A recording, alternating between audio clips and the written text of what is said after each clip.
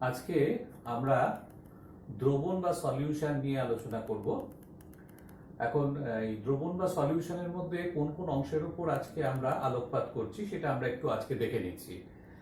1 নম্বর হচ্ছে দ্রবণ কি, 2 নম্বর হচ্ছে দ্রবণ কিভাবে তৈরি হয়, 3 হচ্ছে দ্রবণের প্রকারভেদ ও তাদের বৈশিষ্ট্য, 4 হচ্ছে দৈনন্দিন জীবনে ব্যবহৃত এবং আমাদের দেখা বিভিন্ন প্রকার দ্রবণ।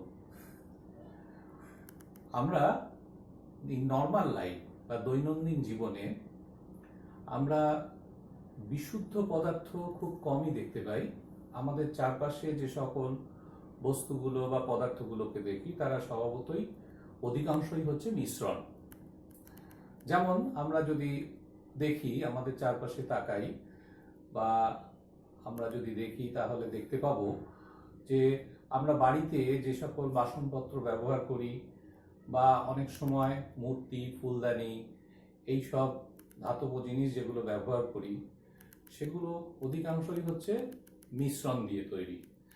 যেমন আমরা যদি ইউটেন্সিলসের দিকে তাকাই, অর্থাৎ স্টেনলেস স্টিলের বাসন, সেটা কি দিয়ে তৈরি না আয়রন, ক্রোমিয়াম, নিকেল, কার্বন দিয়ে তৈরি।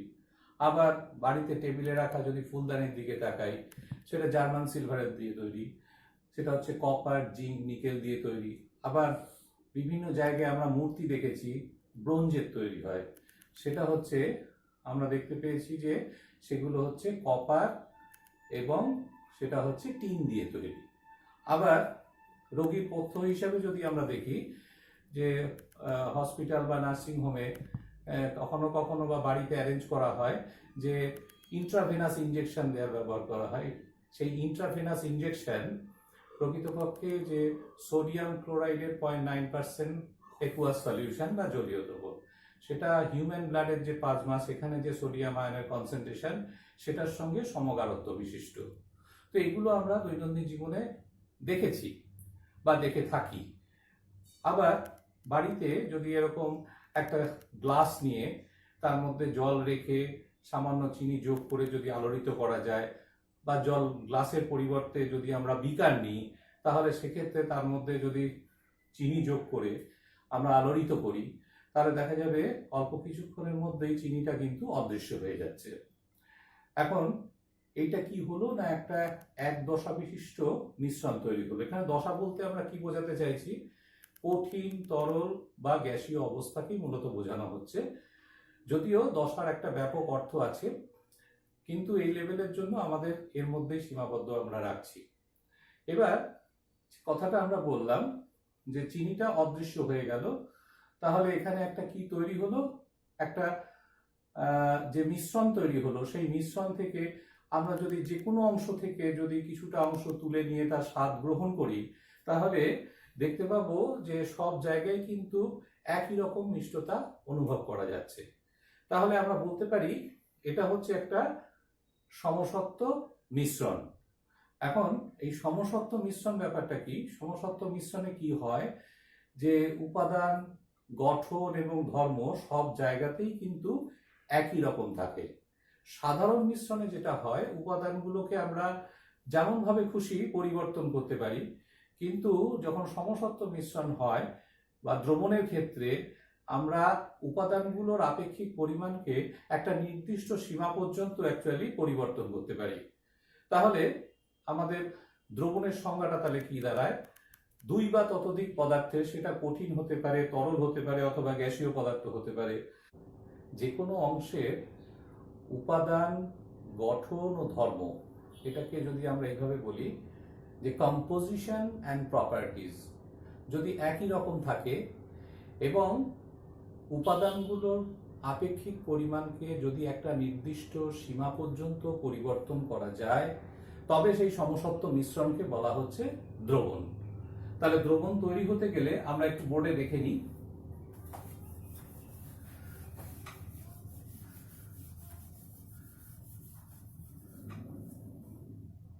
যদি আমরা বাইনারি সলিউশন, অর্থাৎ দুটো কম্পোনেন্ট বা দুটো উপাদান দিয়ে দ্রবণ তৈরি হয়, তাহলে আমরা দ্রবণ সমান কি লিখতে পারি, দ্রাব প্লাস দ্রাবক।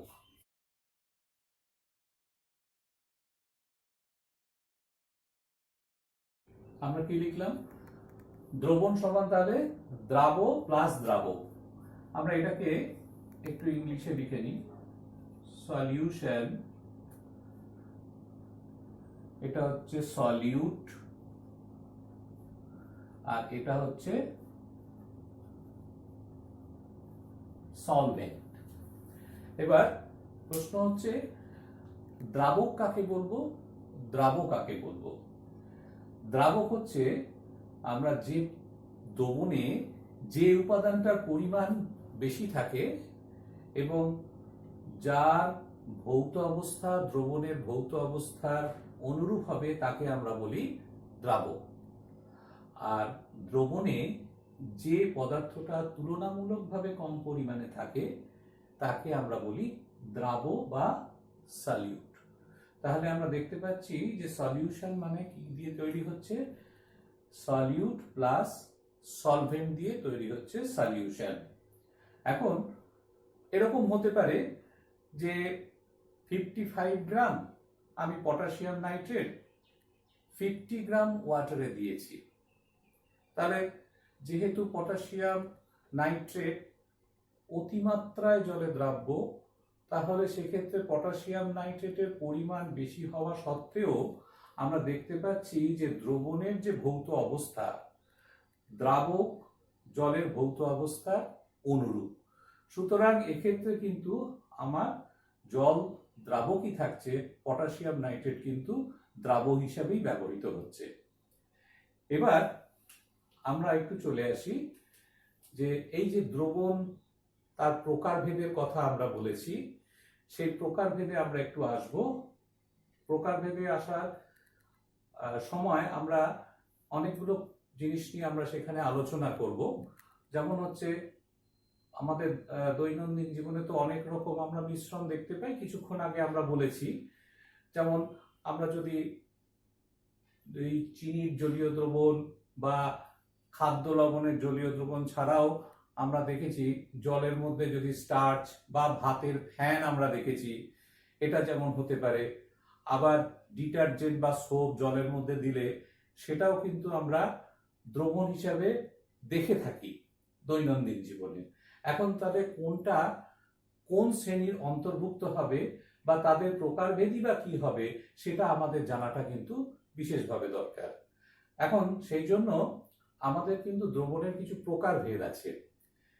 কিছু আছে প্রকৃত দ্রবণ, তাদের সংখ্যাটা খুবই কম, তার তুলনায় আমরা বেশি দেখতে পাই পোলয়েড এবং কিছু কিছু ক্ষেত্রে আমরা দেখতে পাই প্রলম্বন। তাহলে প্রকৃত দ্রবণ বা ট্রু সলিউশন,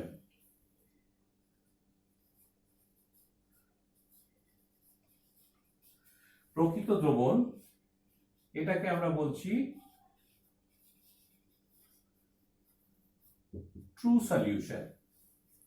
ট্রু সলিউশনস এর ক্ষেত্রে কিন্তু আমরা অ্যাকচুয়ালি লিখি দ্রাব, সলিউট, আর হচ্ছে দ্রাবক, সলভেন্ট। কিছুক্ষণ আগে আমরা দ্রাবক নিয়ে আলোচনা করেছি। এবার আমরা প্রকৃত দ্রবণ বলতে কি বোঝায় আমরা একটু দেখে নেব। প্রকৃত দ্রবণ বলতে আসলে সেটাও একটা সমসত্ব মিশ্রণ। সেই সমসত্ব মিশ্রণটা কিরকম? অ্যাকচুয়ালি যদি কণার ব্যাসের আকারের দিক থেকে আমরা দেখি, অর্থাৎ এই যে দ্রাব কণা বা সলিউট গুলো তাদের একটা নির্দিষ্ট ব্যাস আছে বা তাদের একটা আকার আছে। যদি এদের ব্যাস বা আকার যেটাই বলি না কেন বা সাইজ যাই বলি না কেন, সেটা যদি 1 ন্যানোমিটারের থেকে যদি কম হয় এবং তারা যদি একটা স্বচ্ছ এবং সমসত্ব মিশ্রণ উৎপন্ন করে, সেই স্বচ্ছ ও সমসত্ব মিশ্রণকে বলা হচ্ছে ট্রু সলিউশন বা প্রকৃত দ্রবণ। এখন আমরা যদি ওই রকম যে চিনির জলীয় দ্রবণ নিই বা সাধারণ লবণের জলীয় দ্রবণ নিই বা খাদ্য লবণের জলীয় দ্রবণ যাকে আমরা বলি, তাহলে সেক্ষেত্রে কি ঘটে?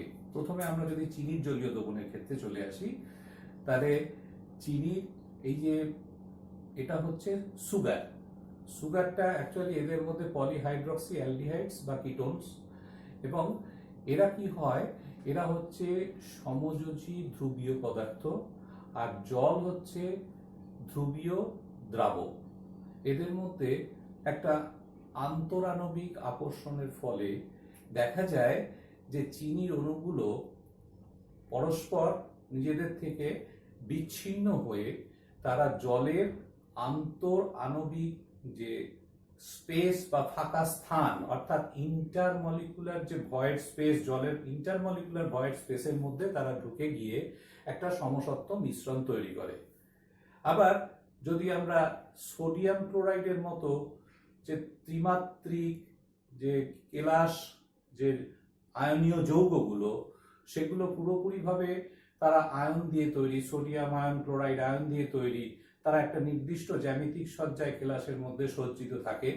এবার যেই জলের মধ্যে তাদের যোগ করা হয় তখন দেখা যায় যে এই যে তাদের যে কণাগুলো, অর্থাৎ সোডিয়াম আয়ন ক্লোরাইড আয়ন, তাদের যে নির্দিষ্ট যে জ্যামিতিক সজ্জা যেখানে তারা সুশৃঙ্খল ভাবে ছিল, সেই সুশৃঙ্খল যে জ্যামিতিক সজ্জাটার কিন্তু সেটা পরিবর্তন হয়ে যাচ্ছে বা সুশৃঙ্খল জ্যামিতিক সজ্জাটা ভেঙে যাচ্ছে, এবং ওই সোডিয়াম আয়নগুলো ধ্রুবীয় অণু জলের নেগেটিভ প্রান্ত অর্থাৎ তড়িৎ ঋণাত্মক প্রান্ত, এবং ক্লোরাইড আয়নগুলো জলের ধনাত্মক প্রান্ত অর্থাৎ তড়িৎ ধনাত্মক প্রান্ত দ্বারা আকৃষ্ট হয়ে তারা কি হয় যে জলের মধ্যে যে ইন্টারমলিকুলার ভয়েড স্পেস আছে তার মধ্যে চলে গিয়ে সেখানে কিন্তু তারা একটা সমসত্ব মিশ্রণ তৈরি করে।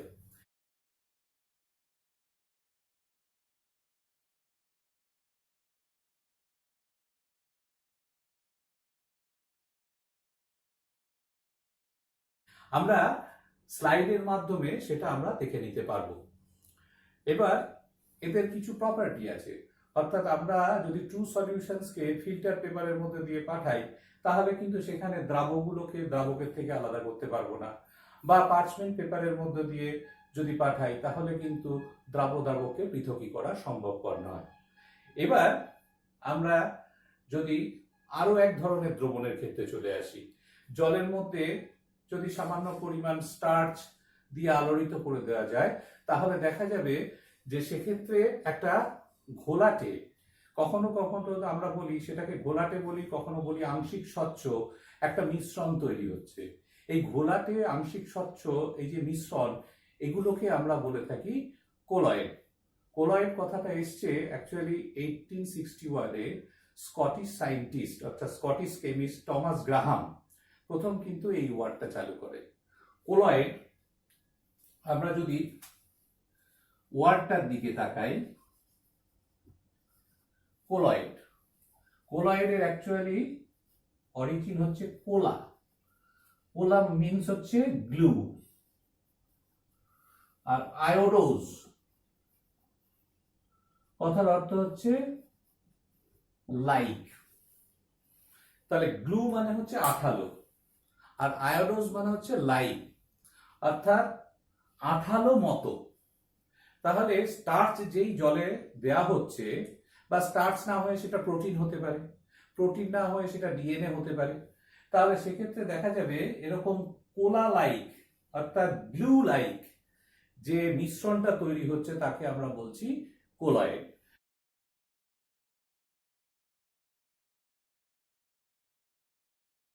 এখন কি ঘটে এসব ক্ষেত্রে? এখন এই যে স্টার্চ বলি, প্রোটিন বলি বা ডিএনএ বলি, এরা কিন্তু বৃহদাকার মলিকুল অর্থাৎ বৃহৎ অণু, যাদের আমরা ইংরেজিতে বলি ম্যাক্রোমলিকুলস। এই ম্যাক্রোমলিকুলস গুলোকে যে জলের মধ্যে যোগ করা হয় তখন দেখা যায় যেহেতু এগুলো হচ্ছে বৃহদাকার অণু বা ম্যাক্রোমলিকুল, এরা বহু সংখ্যক জলের অণুকে তারা কিন্তু ডিসপ্লেস করে দেয় বা প্রতিস্থাপিত করে দেয়। প্রতিস্থাপিত করে তারা সেই জায়গাটা গিয়ে দখল করে।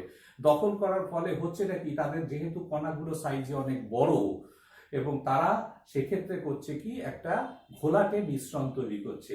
এবং এই ঘোলাটে মিশ্রণে অর্থাৎ কোলয়েডে এমন দুটো জিনিস আছে। আমরা যেমন ট্রু সলিউশনস এর ক্ষেত্রে আমরা বলি সলিউট এবং সলভেন্ট, এখানে আমাদের দুটো কথা বলতে হয় যে আমরা যখন কোলয়েড কথাটা লিখি, কোলয়েড কি কি দিয়ে তৈরি হয়? একটাকে আমরা বলি ডিসপার্সড ফেজ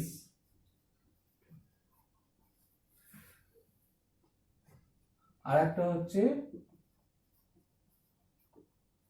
ডিসপারশন মিডিয়াম। এখন এই ডিসপার্স ফেজ এটাকে আমরা বাংলায় বলি বিস্তৃত দশা, আর এটাকে বলি আমরা বিস্তার মাধ্যম। সংক্ষেপে আমরা এটাকে বলি ডিপি আর ওটাকে বলি আমরা ডিএম। ওখানে যেটা আমরা সলিউট বলেছিলাম এখানে সেটাই কিন্তু আমাদের বিস্তৃত দশা বা ডিসপার্স ফেজ, আর ওখানে যেটা আমাদের ছিল সলভেন্ট এখানে সেটা হচ্ছে আমাদের ডিসপারশন মিডিয়াম। তাহলে একটা পদার্থ সেটা কঠিন হতে পারে, তরল হতে পারে অথবা গ্যাসীয় হতে পারে, সেটা যদি অপর একটা নিরবচ্ছিন্ন মাধ্যমের মধ্যে, তাহলে এই ডিসপার্স ফেজের এবার কণার ব্যাসটা কিরকম হবে? ওখানে আমরা যেমন বলেছিলাম কণার ব্যাসটা হবে 1 ন্যানোমিটারের থেকে কম। এখানে কণার ব্যাসের একটা রেঞ্জ আছে, সেটা হচ্ছে 1 to 200 ন্যানোমিটার। এইরকম রেঞ্জের মধ্যে যদি কণার ব্যাসটা, অর্থাৎ কাদের কণার ব্যাস না ডিসপার্স ফেজ বা বিস্তৃত দশার কণার ব্যাস যদি ওই রকম হয়, তারা যদি এই একটা নিরবচ্ছিন্ন মিডিয়াম অর্থাৎ এই ডিসপারশন মিডিয়াম বিস্তার মাধ্যমের মধ্যে যদি ইতস্তত বিক্ষিপ্তভাবে ঘুরে বেরিয়ে তারা যদি একটা আংশিক স্বচ্ছ বা ঘোলাটে এবং একটা অসমসত্ব মিশ্রণ উৎপন্ন করে যারা প্রকৃতপক্ষে হচ্ছে স্থায়ী, তাহলে তখন আমরা সেই মিশ্রণটাকে আমরা বলবো কোলয়েড। এখন এই যে কোলয়েডের কথাটা বলা হলো, এই কোলয়েডের কণাগুলোর ব্যাসটা আমরা দেখতে পাচ্ছি প্রকৃত দ্রবণের কণার ব্যাসের থেকে কিন্তু বড়। এবার এর থেকে যদি কণার ব্যাসটা আরো বেড়ে যায় তখন সেগুলোকে আমরা বলবো কিন্তু প্রলম্বন। তার মানে 200 ন্যানোমিটারের থেকে যদি কণার ব্যাসটা বেড়ে যায় তাহলে সেটাকে বলা হচ্ছে সাসপেনশন বা প্রলম্বন। এখন আমাদের উদাহরণটা কি? আমরা যদি সামান্য ওই বালির মিহি দানা, সূক্ষ্ম দানা যেটাকে আমরা বলছি, অথবা চকের গুঁড়ো যেটা আমরা ল্যাবরেটরিতেও করতে পারি, তাহলে এই জিনিসগুলোকে এনে সংগ্রহ করে এনে যদি একটা বিকারে জল রেখে তার মধ্যে সামান্য ওটা যোগ করে যদি আলোড়িত করে দেওয়া যায় তাহলে দেখা যাবে অপেক্ষাকৃত ভারী কণাগুলো কিন্তু রেখে দেওয়ার পরে কিন্তু থিতিয়ে পড়ছে, আর ওপরে সূক্ষ্ম কণাগুলো কিন্তু একটা ঘোলাটে আকারে ভেসে বেড়াচ্ছে। তাহলে এখানে কণাগুলো কি হচ্ছে যে গ্র্যাভিটির টানে কিন্তু সহজেই দ্রবণ থেকে বেরিয়ে চলে আসছে। তাহলে প্রলম্বনের সংজ্ঞাটা কি হবে? তাহলে সেখানে আমরা বলতে পারি সেখানেও কিন্তু একটা ডিসপার্স ফেজ ডিসপারশন মিডিয়াম আছে, যেখানে কণাগুলোর ব্যাস হবে 200 ন্যানোমিটারের বেশি, কিন্তু তারা অস্থায়ী প্রকৃতির। তাহলে তারাও কিন্তু সেক্ষেত্রে কি তৈরি করছে? একটা অস্বচ্ছ অসমসত্ব একটা মিশ্রণ তৈরি করছে, তখন তাদের বলা হচ্ছে প্রলম্বন। এবার আমরা এই যে এদের মধ্যে যে তুলনাটা আমরা এবার একটু দেখে নিচ্ছি। আমরা এখানে দেখতে পাচ্ছি প্রকৃত দ্রবণ, কলয়েড এবং প্রলম্বনের কথা লেখা হয়েছে। প্রকৃত দ্রবণ বা ট্রু সলিউশনে আমরা কি লিখেছি যে দ্রাবক কণাগুলো যেহেতু সাইজ খুব ছোট, তাদের কণার ব্যাস বা সাইজ সেটা এত ছোট 1 ন্যানোমিটারের থেকে কম, তারা ফিল্টার পেপার এবং পার্চমেন্ট পেপার উভয়ের মধ্যে দিয়ে অতিক্রম করে চলে যেতে পারে। শুধু তাই নয়, এদের যদি আমরা আলট্রা মাইক্রোস্কোপ দিয়ে দেখি তাহলে কিন্তু এদের কণাগুলোকে দেখা যাবে না। এবার যদি আমরা কোলয়েডে চলে আসি, কোলয়েড আমরা বলেছি দুটো জিনিস দিয়ে তৈরি, একটা হচ্ছে বিস্তৃত দশা ডিসপার্স ফেজ, আর একটা হচ্ছে ডিসপারশন মিডিয়াম। তাহলে সেক্ষেত্রে ডিসপার্স ফেজের কণার সাইজটা আমরা কত বলেছি যে 1 to 200 ন্যানোমিটার। তাহলে তাদের কণাগুলো ফিল্টার পেপারের মধ্য দিয়ে সহজেই বেরিয়ে চলে যায়, কিন্তু তারা কিন্তু পার্চমেন্ট পেপারের মধ্য দিয়ে অতিক্রম করতে পারে না বা বেরিয়ে যেতে পারে না। আর প্রলম্বনের ক্ষেত্রে আমরা দেখতে পাচ্ছি এদের কণার সাইজটা আরো বড়, অর্থাৎ 200 ন্যানোমিটারের থেকেও বড় হওয়ার জন্য তারা দেখা যাচ্ছে সেক্ষেত্রে তারা ফিল্টার পেপার বা পার্চমেন্ট পেপার কোনোটার মধ্যে দিয়ে কিন্তু অতিক্রম করতে পারে না। আর কোলয়েডের ক্ষেত্রে কি হয়, আমরা যদি আলট্রা মাইক্রোস্কোপ দিয়ে দেখি এবং সেক্ষেত্রে দেখা যাবে যে সেক্ষেত্রে কিন্তু আলোর স্ক্যাটারিং হচ্ছে, অর্থাৎ পার্টিকেলগুলোকে কিন্তু খালি চোখে দেখা যায় না, কিন্তু তাদের ইমেজটা ফটোগ্রাফ করা যায় আলট্রা মাইক্রোস্কোপের সাহায্যে। আর প্রলোভনের ক্ষেত্রে আমরা যেটা বলছি, প্রলোভনের ক্ষেত্রে যেহেতু কণার সাইজটা বড়, তাহলে এক্ষেত্রেও কিন্তু আমরা এই যে স্ক্যাটারিংটা, এর ক্ষেত্রেও কিন্তু স্ক্যাটারিংটা দেখতে পাওয়া যায় যেহেতু কণার সাইজটা বড়। বড় মানে আমরা বলছি যে কথাটা 200 ন্যানোমিটারের থেকে বেশি, কারণ সাসপেনশন দু রকমের আছে, একটা হচ্ছে ফাইন সাসপেনশন আর একটা হচ্ছে কোর্স সাসপেনশন। ফাইন সাসপেনশনে পার্টিকেল সাইজটা হয় 200 ন্যানোমিটার থেকে 50,000 ন্যানোমিটার, আর যদি কোর্স সাসপেনশন হয় তাহলে তাদের পার্টিকেল সাইজগুলো কিন্তু আরো বড়, অর্থাৎ 50,000 ন্যানোমিটারের থেকে যদি বেশি হয় তাহলে তারা হয়ে যায় কোর্স সাসপেনশন। আমরা ওই যে কথাটা বললাম যে ফাইন সাসপেনশনসের ক্ষেত্রে কিন্তু আমরা এরকম প্রলোভনের ক্ষেত্রে কিন্তু আমরা যেটাকে বলি যে স্ক্যাটারিং, সেটা কিন্তু ঘটতে দেখা যায়। তাহলে এরপরে আমরা টেবিলের মাধ্যমে আরো সবিস্তারে কিন্তু এদের কম্প্যারিজন গুলো আমরা দেখে নিচ্ছি এরপরে।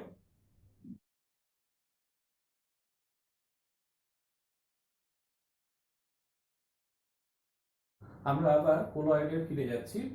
এখন কোলয়েড কত রকমের হতে পারে, অর্থাৎ আমরা বলতে পারি বিস্তৃত দশা বিস্তার মাধ্যমের ভৌত অবস্থার উপর ভিত্তি করে কত রকমের কোলয়েড হতে পারে। দেখা যায় যে এরকম 8 রকমের কোলয়েড হতে পারে। আর 8 রকমের কোলয়েড, কারণ আমরা জানি 3 রকমের অবস্থা, কঠিন, তরল, গ্যাসীয়। তাহলে আমরা যদি সেই কম্বিনেশনস গুলো করি 8 রকমের কোলয়েড আমরা মূলত পাই। 9 রকমের আমরা পাই না, 9th প্রকারটা পাই না, কারণ গ্যাস গ্যাস সর্বদাই কিন্তু একটা সমসত্ব মিশ্রণ তৈরি করে। সেই জন্য আমরা যে 8 রকমের কোলয়েড পাই সেটা আমরা একটা ইয়ের সাহায্যে, টেবিলের সাহায্যে আমরা দেখে নেব, স্লাইডের সাহায্যে দেখে নেব। সেই স্লাইডটা আমরা এখন এখানে দিয়ে দিচ্ছি।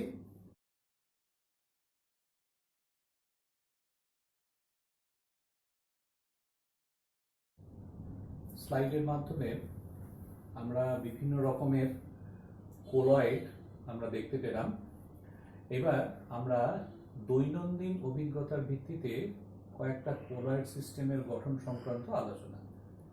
যেমন আমরা যদি তেল রং বা জল রঙের কথা বলি তাহলে সেগুলো কিন্তু সবই হচ্ছে কোলয়েড। পেন্টিং আমরা যাকে বলি, অল পেইন্টস আর কোলয়েডস। সেকেন্ড আমরা যেটা চলে আসি সেটা হচ্ছে, দেখো আমাদের যে অ্যারোসলগুলো রয়েছে, অ্যারোসল বলতে সেটা তরল অ্যারোসল হতে পারে বা কঠিন অ্যারোসল হতে পারে। তরল অ্যারোসল কোনগুলো?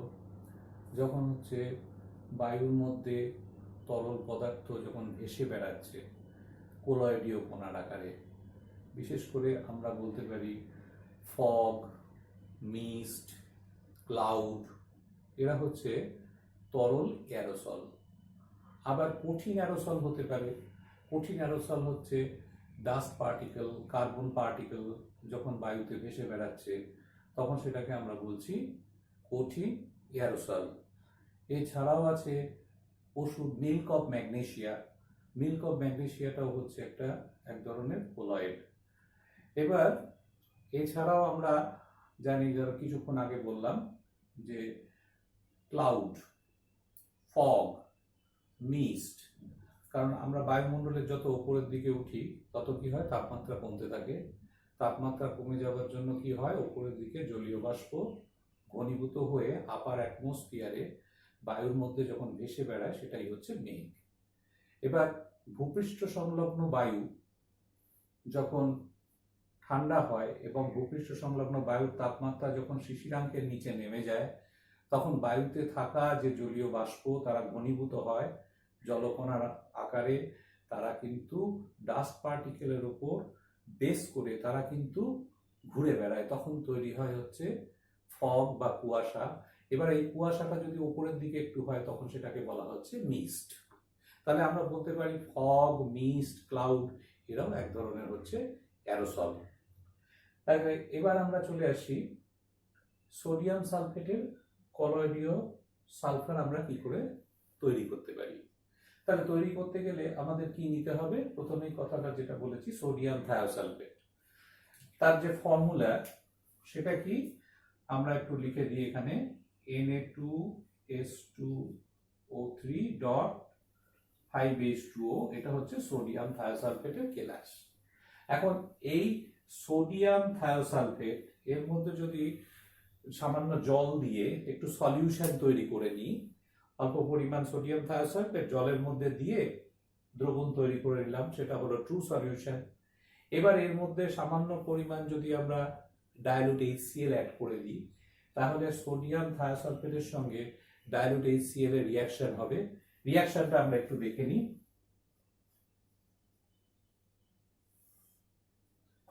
Na2S2O3 প্লাস HCl রিয়াকশন করে তাহলে 2HCl আমাদের লিখতে হবে, 2NaCl plus SO2 plus S plus আমরা লিখতে পাচ্ছি ওয়াটার। তাহলে এই যে সালফার, এটা কোলয়েডাল আকারে কিন্তু এটা জলের মধ্যে বা ওই বিস্তার মাধ্যমের মধ্যে সে কিন্তু ওই আংশিক স্বচ্ছ বা টার্বিড আকারে কিন্তু স্থায়ী একটা মিশ্রণ তৈরি করবে। এটাই তৈরি করবে সোডিয়াম থায়োসালফেটের কোলয়েডীয় সালফার দ্রবণ প্রস্তুতি। এবার আমরা চলে আসি অবদ্রব বা ইমালশন। দুটো তরল পদার্থকে আমরা যদি মিশিয়ে, যেমন জলের মধ্যে সামান্য তেল, 1 বিঘা জলের মধ্যে আমরা কয়েক ফোঁটা তেল দিলাম, তেল দিয়ে যদি খুব ভালো করে যদি ঝাঁকানো যায়, তাহলে কিন্তু তারা তৈরি করে একটা কোলয়েড। কিন্তু এটাকে যদি আবার রেখে দিই কিছুক্ষণ, তাহলে দেখা যাবে তেল আর জল কিন্তু আলাদা হয়ে যাচ্ছে। এখন এই যে আলাদা হয়ে যাওয়াটা, এটাকে আমরা কি করে বন্ধ করতে পারি? তাহলে এর মধ্যে সামান্য পরিমাণ সোপ অথবা যদি ডিটারজেন্ট দিয়ে যদি আমরা নেড়ে দিই, তাহলে দেখা যাবে সেক্ষেত্রে কিন্তু তৈরি হবে কি না, সেক্ষেত্রে তৈরি হবে যে একটা মিশেল। এই মিশেলটা তৈরি হয়ে কি হবে, সেই অবদ্রবটা তৈরি হবে, ইমালশনটা তৈরি হবে। তো এরকম দৈনন্দিন জীবনে আমরা দেখেছি মিল্কের মধ্যে কি থাকে, জলের মধ্যে লিকুইড ফ্যাট থাকে, এবং সেখানে ইমালসিফায়ার বা ইমালসিফাইং এজেন্ট হিসাবে প্রোটিন কেজিন থাকে। সে কি করে কি, ওইটাকে ইমালশন তৈরি করে রাখে। তাহলে এইটা হচ্ছে আমাদের দৈনন্দিন জীবনের অভিজ্ঞতা। এছাড়া আমরা বাটার দেখেছি, কর্ন লিভার অয়েল আমাদের জানা আছে, এছাড়া আমাদের cold cream, vanishing cream. Actually emulsion আমাদের দুটো টাইপ হয়, একটা হচ্ছে অয়েল ইন ওয়াটার টাইপ, আর একটা হচ্ছে water in oil type. Oil in ওয়াটারটা কিরকম, যখন অয়েলের পরিমাণ কম, ওয়াটারের পরিমাণ বেশি, তখন সেটাকে আমরা বলছি অয়েল ইন ওয়াটার। যেমন যে আমরা বললাম মিল্ক বা দুধ, সেটা হচ্ছে অয়েল ইন ওয়াটার। আবার উল্টোটাও হতে পারে, ওয়াটার ইন অয়েল, যেমন হচ্ছে বাটার, তার সঙ্গে আমরা বলতে পারি কোল্ড ক্রিম। এইগুলোকে আমরা বলতে পারি যে এরা হচ্ছে ওয়াটার ইন অয়েল টাইপ। তাহলে আমরা দু রকমের ইমালশন পেতে পারি। এখন এই ইমালসিফায়ারের রোলটা কি? আসলে আমরা যে দুটো তরলকে মেশালাম, সেই দুটো তরলের সারফেস টেনশনের ডিফারেন্সের জন্য তারা কিন্তু আলাদা হয়ে যাচ্ছে, তারা কিন্তু ওই মিশেলটা তৈরি করতে পারছে না, অর্থাৎ কোলয়েডটা স্টেবল হচ্ছে না। তাহলে কোলয়েডটাকে স্টেবল করবার জন্য আমাকে কিন্তু ইমালসিফায়ার গুলো যোগ করা হচ্ছে। তাহলে ইমালসিফায়ার গুলো কিছুক্ষণ আগেই বললাম, তারা হয় সোপ না হলে ডিটারজেন্ট, এই ধরনের পদার্থ। আর এই সোপ বা ডিটারজেন্ট গুলোর মধ্যে অ্যাকচুয়ালি দুটো পার্ট থাকে, একটা হচ্ছে হাইড্রোফোবিক হাইড্রোকার্বন পার্ট, আর একটা থাকে হাইড্রোফিলিক পার্ট। যেটা হাইড্রোফিলিক পার্ট আমরা যদি জলে দিয়ে দিই, তারা জলের দিকে, জলের যে পোলার প্রান্ত তার দিকে মুখ করে থাকে। আর যে হাইড্রোকার্বন পার্টটা, তারা রিসিডিং ফ্রম ওয়াটার, অর্থাৎ জলের থেকে তারা সবসময় অ্যাভয়েড করতে চায়। এবার যে অয়েলটা দিয়ে আমরা ইমালশনটা তৈরি করেছি, অয়েল ড্রপটা যদি মাঝখানে থাকে আর ওয়াটারের মধ্যে, এরা কি করে, একটা কানেকশনস তৈরি করে। অর্থাৎ হাইড্রোফিলিক পার্টটা ওয়াটারের দিকে আর হাইড্রোফিলিক পার্টটা অয়েলের দিকে থেকে করে কি, ওয়াটার এবং অয়েলকে কিন্তু একসঙ্গে ধরে রেখে তারা কিন্তু ইমালশনটা তৈরি করতে সহায়তা করে। সেই জন্য ইমালসিফায়ার গুলোর কাজ হচ্ছে ওই ইমালশনটাকে তৈরি করা এবং সেটাকে স্টেবিলাইজ করা। যেমন আমাদের জামা কাপড় যখন ওয়াশিং করা হয়, তখন জামা কাপড়ের মধ্যে যে ডার্ট সেগুলো সাধারণত অয়েলি, তাহলে সেই অয়েল রয়েছে, আর আমরা যখন ডিটারজেন্ট দিচ্ছি, জলের মধ্যে ডিটারজেন্ট যখন দেয়া হলো, তার মধ্যে যখন সেই নোংরা জামাটাকে ডুবিয়ে দেওয়া হলো, তখন সেখানেও কিন্তু ওই যে ডিটারজেন্টটা সেটা কিন্তু একটা ইমালসিফায়ারের কাজ করছে। সেই ইমালসিফায়ার করছে কি, ওই অয়েল ডার্টটাকে নিয়ে জল থেকে যখন আমরা জামা প্যান্টগুলোকে স্কুইজ করছি, তখন কিন্তু তারা কিন্তু বেরিয়ে চলে যাচ্ছে। এইভাবে কিন্তু আমাদের জামা কাপড়গুলো পরিষ্কার হয়ে যাচ্ছে। তাহলে আমরা বলতে পারি যে ইমালসিফায়ারের কিন্তু একটা বড় রোল আছে ইমালশন তৈরি করার জন্য। তাহলে ইমালশনও কিন্তু ওয়ান টাইপ অফ কোলয়েড, যেখানে আমাদের দুটোই কিন্তু তরল দশা। ঠিক আছে, তাহলে তোমরা জানতে পারলে যে আমাদের কোলয়েডের টাইপ আর কি কি হতে পারে আমরা দেখে নিলাম।